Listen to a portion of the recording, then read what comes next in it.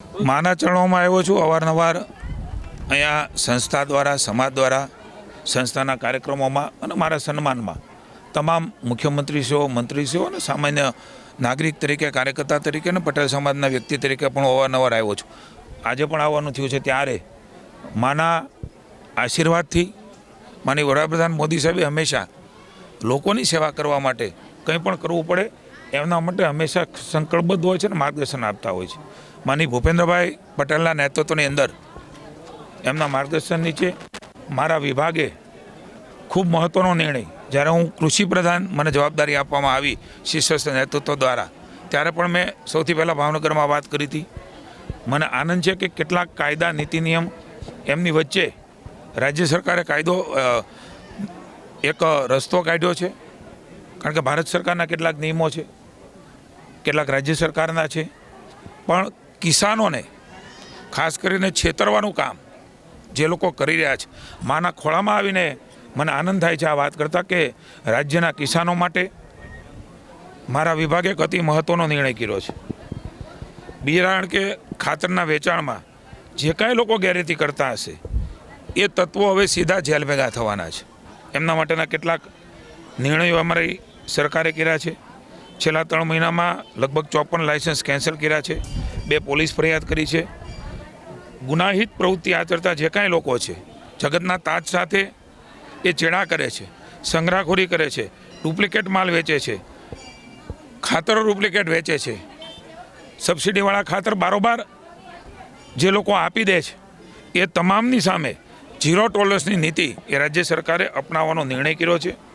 અને એના માટે પીબીએમ એક્ટ હેઠળ હવેથી કાર્યવાહી થશે.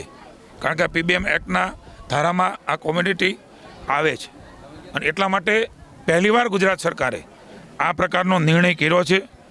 ઘણા બધા અમારા વિભાગ દ્વારા 246 લાયસન્સ રદ કરીને 26 તત્વો સામે એફઆઈઆર પણ ગયા વર્ષે કરી હતી. આ કાર્ય અનેક ટીમો બનાવીને તમને વિગતવાર પ્રેસ નોટ આપીશું. એ કામ તો શરૂ જ છે.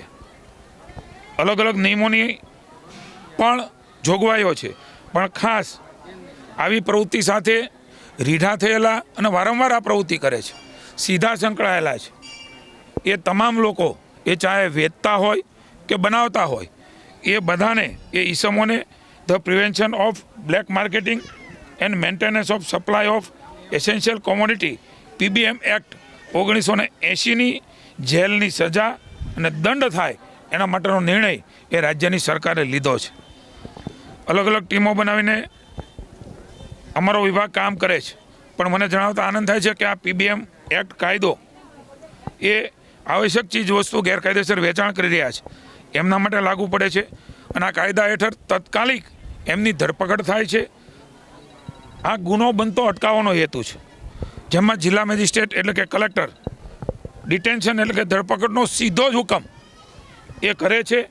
એકવાર ખૂબ મોટા પાયે ગેરરીતિ કરી હોય અને બીજી વાર એ ગેરરીતિમાં ઝડપાય તો પણ અમારો વિભાગ એ કલેક્ટરને પીબીએમ ધારામાં એમની સામે ફરિયાદ કરવા માટે સીધી જ જાણ કરશે અને 6 મહિના મહત્તમ ધરપકડનો સીધો હુકમ એ જેલમાં જવાનો થાય છે.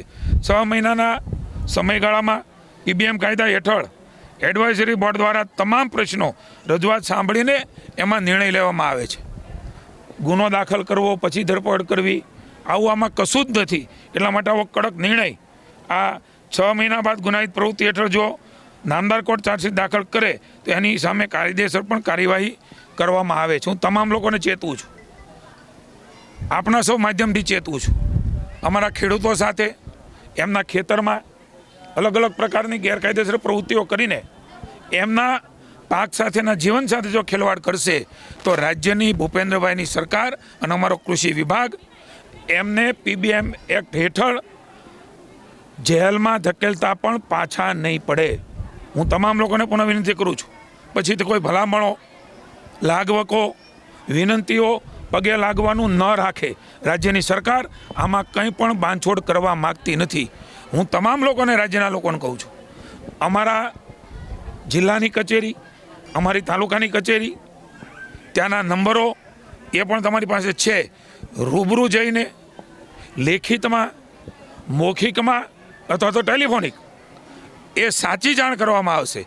કોઈ ખોટા માહિતીઓ આપીને કોઈ ખોટાને પરેશાન કરી અને તંત્રને ન દોડાવે એની ઉપર પણ પગલાં લેવા માટેની જોગવાઈઓ પોલીસમાં છે. સાચા લોકો ન છટકી જાય અને એવી કોઈ પ્રવૃત્તિ કરતા હોય તો અમારા વિભાગને જાણ કરે. એ ઉપરાંત પણ જંતુનાશક દવા માટે પણ જે કાયદામાં જોગવાઈઓ છે એ ડુપ્લિકેટ ભેળસેળ કરતા હોય એના માટે છેતરપિંડી અને પ્રતિબંધિત દવા વેચાણ કાયદા હેઠળ પણ એ નિયમોમાં એમની ધરપકડ અને જેલની સજા એમાં 1968ના કાયદામાં થઈ શકે છે. હું પણ એકવાર રાજ્યના ખેડૂતોને આશ્વસ્ત કરું છું, તમારી સાથે તમારી આસપાસ કોઈ પણ આ પ્રકારની પ્રવૃત્તિ કરતા જાણવા મળે તો અમારી કચેરીઓમાં આપ જાણ કરજો. આપનું નામ એ જાહેર કરવામાં નહીં આવે, પણ સાચી હકીકત એ આપ દેશો. કોઈ પણ જાતની ખોટી હકીકતો નહીં આપવા પણ વિનંતી કરું છું. અને તમામ લોકોને પુનઃ એકવાર ચેતવું છું, એ વેચતા હોય તો પણ અને બનાવતા હોય એ પણ હવે ગુજરાત રાજ્યમાં એમણે PBM એક્ટ હેઠળ સીધા 6 મહિનાને પછી જો લાગુ પડે તો વધારાની સજા સાથે જવાની તૈયારી એમણે રાખવી પડશે.